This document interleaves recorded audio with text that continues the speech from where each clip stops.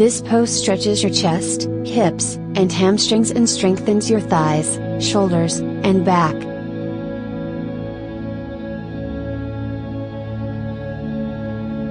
Stand with your feet wider than shoulder width apart, turn your left foot to the left and your right foot 60 degrees to the left.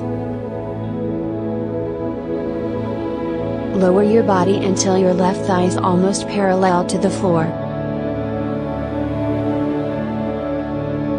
Raise your arms to your sides with your palms down. Draw your belly in, tuck your tailbone down, and lift your chest, then take your gaze to your left hand. Keep your bent knee in line with your toes, don't let your bent knee go over your toes. Keep your torso in the middle.